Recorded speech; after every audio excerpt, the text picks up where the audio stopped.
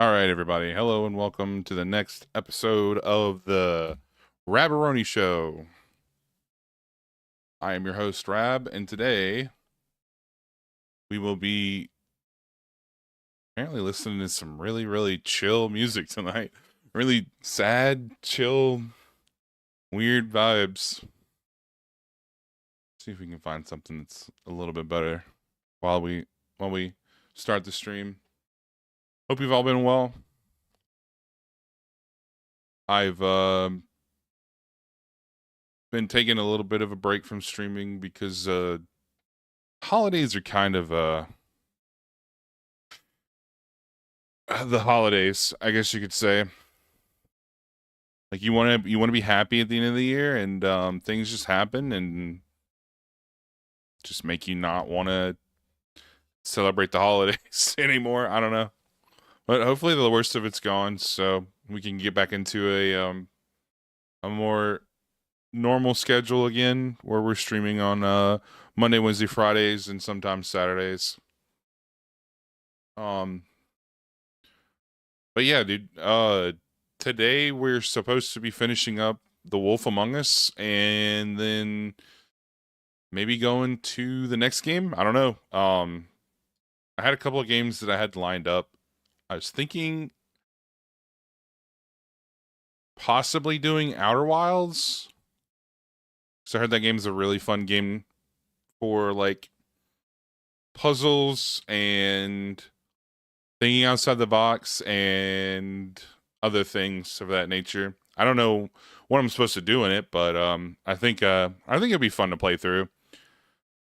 It's either going to be fun to play through, or it's going to be one of those games where it's like it's so hard that I have no idea what I'm doing. So we'll see. But yeah, let's get into the game, dude. Let's get into the game. God, I always pick the wrong one, man. Every time. It doesn't fail.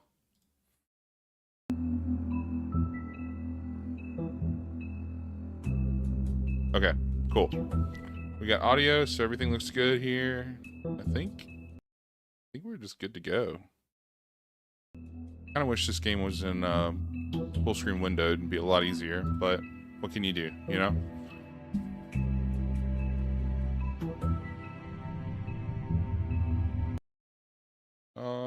Hang on, let me fix something real quick. Okay, I think that's fine.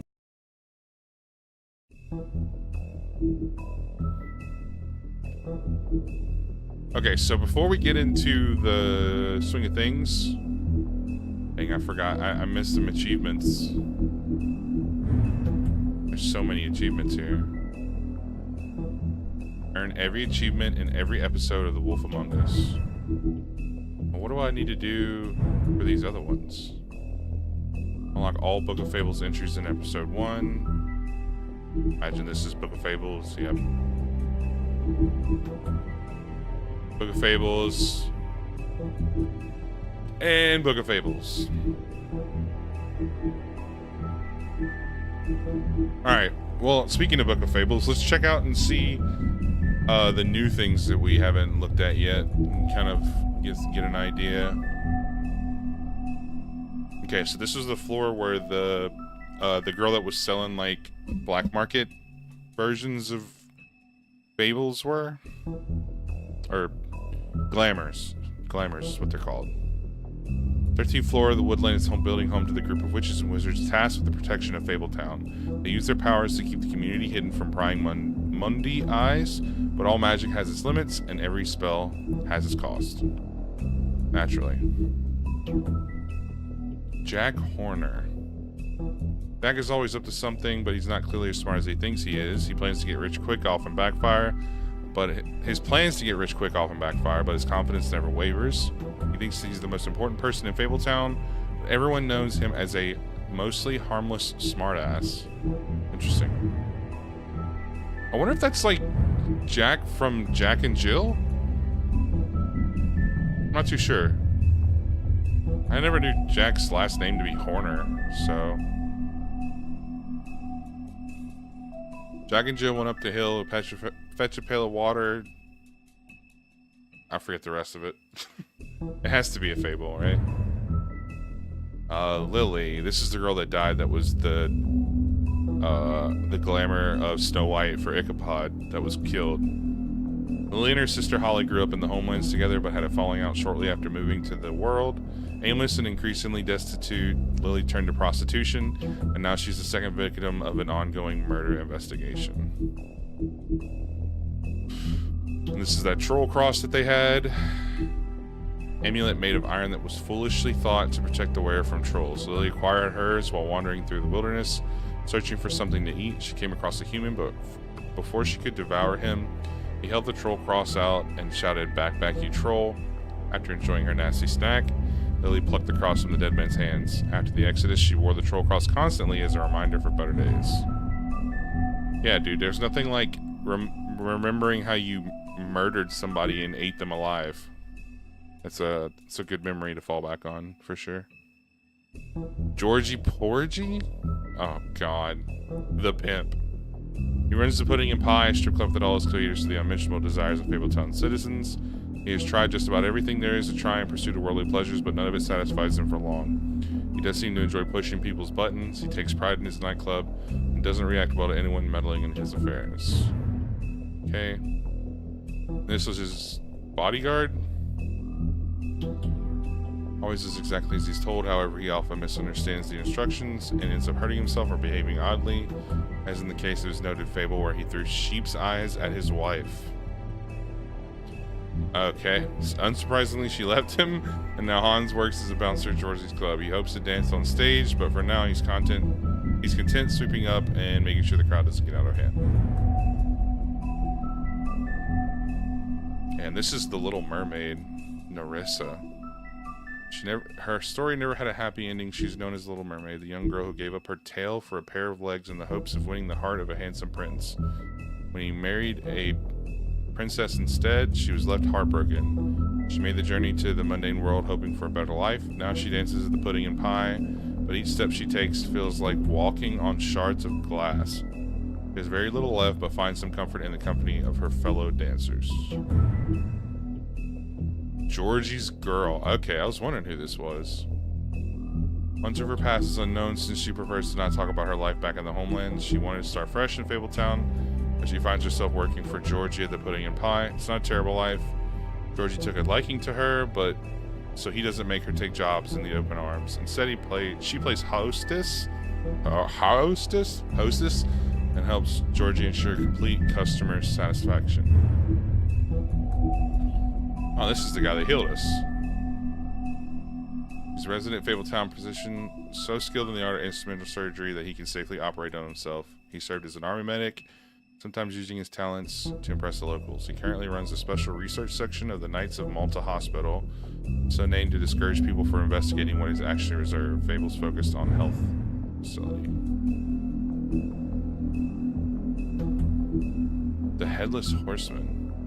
I want to look at characters that are like crucial to the story. She kind of was. Bloody Mary. I really love her design and how she's just like, she's kind of like Dirty Harry, you know, but Bloody Mary. It's so cool. She's got like a pistol. She's a badass. She doesn't give a fuck about anybody. She'll do whatever she wants. Pretty cool. Pretty cool design. True history of her is almost completely unknown even to fables. Her name, Mary, at least, is not up for contention, nor is she penchant for her shocking violence, an inlaid resistance to magic and spells, and a strange ability to use any reflective surface as a portal, effectively shortcutting space and time. Thought by Mundys to be the wailing apparition of a childless ghost, though any evidence of that is yet unseen. Oh, whoa, whoa, whoa, whoa, whoa, whoa. What are we doing? Okay, these are just what silver bullets do. It's fine.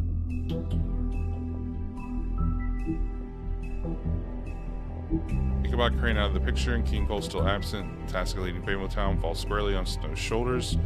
She's performed many of the job's duties for a long time, picking up the slack for Crane. Now that she's fully in charge of the business office, she has to deal with a new level of politicking she had not previously been exposed to. The Jersey Devil. This guy was weird, dude. Not all the fables who came to the world landed in Fabletown. There are those who scattered across the farthest corners of the earth, and there are those who simply prefer the Cardin State or the Empire State, such as the Jersey Devil. Reports of its appearance have varied, although most accounts make mention of leathery wings, but an encounter with a certain axe of legend some years ago has temporarily rendered that feature absent. Of the Woodsman's axe? Probably.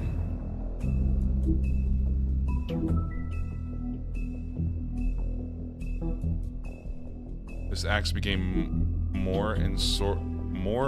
more when it was ensorcelled by druids and marked with their runes, but it truly became an object of legend when the woodsman used it to slice the big bad wolf from nape to neck in protection of Little Red Riding Hood. It may carry old world charm, but its simplicity of design and quality workmanship make it an effective tool or weapon even today.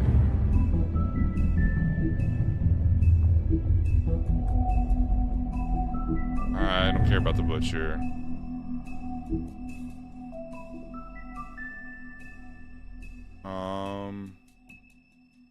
One might think that Bluebeard donates funds to the Fabletown government for nefarious purposes, seeking special favors, or to have a louder voice in government proceedings, but what he really wants is stability and strength.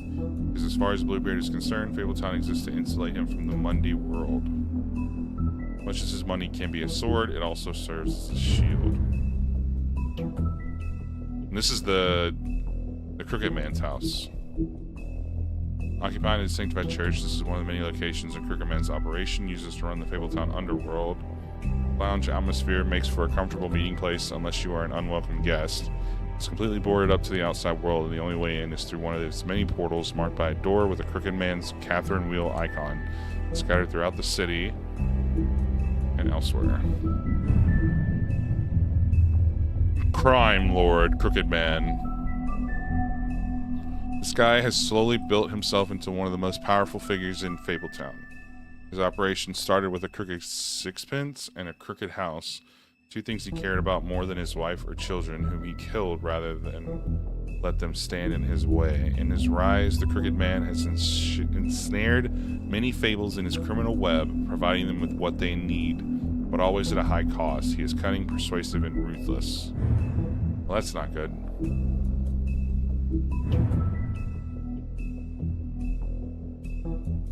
And then this is about the farm. With its idyllic location and managed community, the farm would seem to be a welcome alternative to eking out an existence in Fabletown. Those who have lived there see it very differently. They see it for what it is, a prison. A place where you are free to be who you are and do whatever you please except leave. It doesn't help that while fables who appear human do not have to worry about being sent to the farm, they always seem to fill the leadership roles there. Interesting. Okay. That's pretty much all the ones that I really cared about. Alright, well, let's go ahead and start episode 5 and finish this storyline, see what's going on.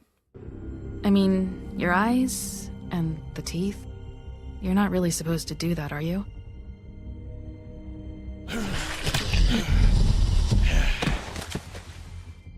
Not if I can avoid it. Wonder what angry Wolfman's like.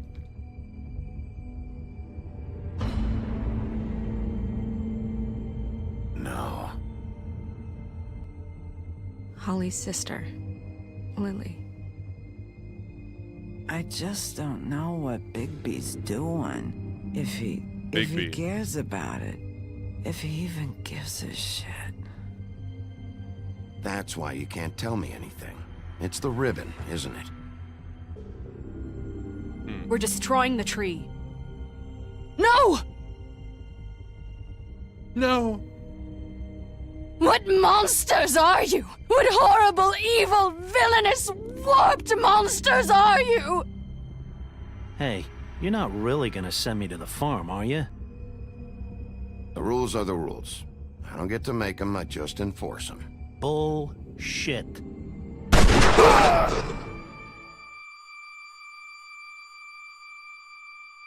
Ooh. Oh God, Bigby! This time was no joke. Eat as many metal shellings as you see fit, but take just one more silver round near your heart, and the only place I'll be visiting you is the morgue. Bigby, wait. When you get the Crooked Man, make sure you bring him back alive. He has to stand trial. Okay, girl. Why don't you have a seat, Sheriff? We have a great deal to discuss. Yeah, I forgot. We were like right in the middle of it. He was just meeting him. I wonder what he has to say, though. Because, like, if he was the Crooked Man and he thought that I was a threat... Well, maybe he still thinks I'm a threat, but maybe... Maybe he has something that, like, if I side with him or something, it'll make, like, everything go in his image for Fabletown. I don't know.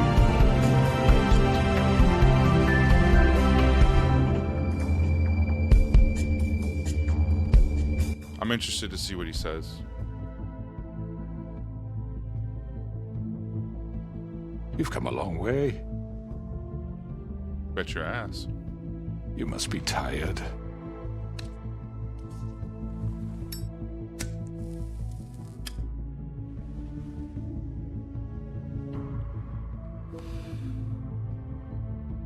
And if my envoys are correct, you haven't had a lot of rest recently.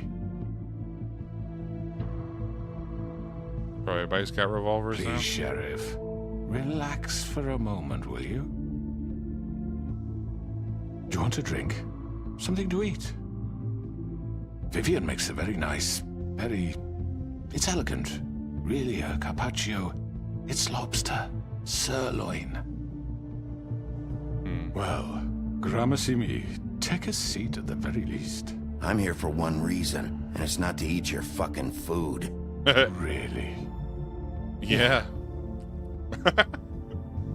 Yeah.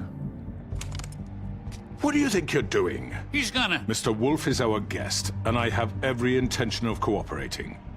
So don't waste the silver. Sit down, Jersey. Well, Yeah, Sheriff, sit your ass down. for the sake of transparency, why don't you tell us why you're here? It would help settle everyone's nerves, I think. You know why I'm here. You killed those women. What women? Faith and Lily, the girls who worked at the Pudding and Pie. Did I now? I assume by your confidence in accusing me, you must have some proof of this, yes? Some allotment of evidence. A witness, perhaps. Your servant over there told me you did it. That's a fucking lie! I didn't say anything like that. Fine. All I said was that this was your town, and nothing wouldn't happen without your approval. All right? That's it. If only that were true. Those women. I don't relish telling you that the killings were perpetrated by an employee of mine. It's a very unfortunate bit of business, but I promise you that the matter will be dealt with internally. I just want to settle the issue for you, and to assure you that it's over with. You really don't need to worry yourself further. I already know did it. Forgive me, Sheriff, for doubting your acumen, but who do you think committed these crimes? You should have just kept your nose where it fucking belonged. Why'd you do it? Why kill them? Does it matter? Look, the Yeah, it fact does. is, That's the whole reason why I'm Georgie doing this. misinterpreted one of my instructions. Misinterpreted? And I want to make things right. So, let's work something out. What's there to work out? I'm protected, aren't I? Your protection has limits, and I think you've far exceeded yours. That you could murder someone in cold blood. Sell him out just